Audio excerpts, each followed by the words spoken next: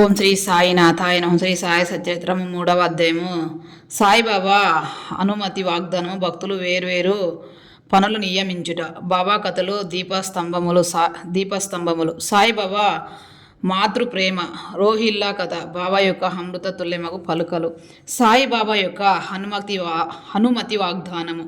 వెనుకటి అధ్యాయములో వర్ణించిన ప్రకారము శ్రీ సచ్చరిత్ర వ్రాయుటకు బాబా పూర్తి అనుమతి నొసుగుచు ఇట్లు నుడివిరి. సచ్చరిత్ర వ్రాయు విషయములో నా పూర్తి సమ్మతి గలదు.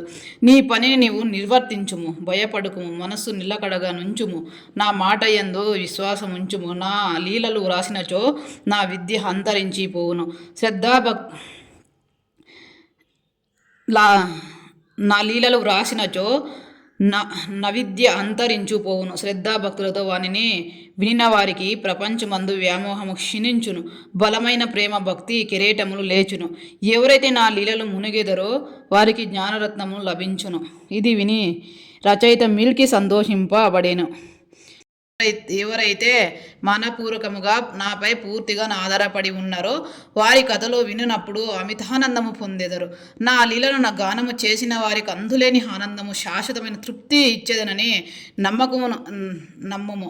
ఎవరైతే నన్ను శరణు వేడెదరో, భక్తి విశ్వాసములతో నన్ను భుజించెదరో, నన్నే స్మరించెదరో, నా రూపమును తమ మనసున నిలుపుకొనేదరో వారికి దుఃఖ బంధముల నుండి తప్పింతును. ప్రపంచిక విషయములన్నిటినీ మరచి నా నామము చే జపించుచు, నా పూజ చే సల్పుచు, నా లీలలో చరిత్రమును మనము చేయుచు ఎల్లప్పుడూ నన్ను జ్ఞాపయించుకున్న వారు ప్రపంచ విషయంలో ఎందెట్లు తగులుకుందురు.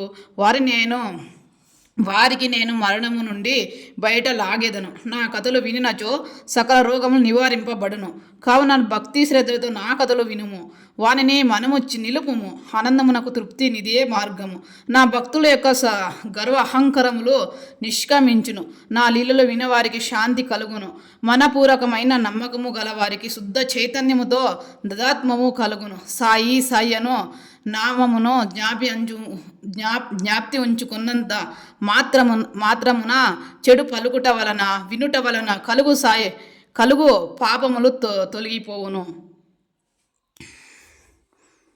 ఓం శ్రీ సాయినాథాయ నమః. ధన్యవాదములు.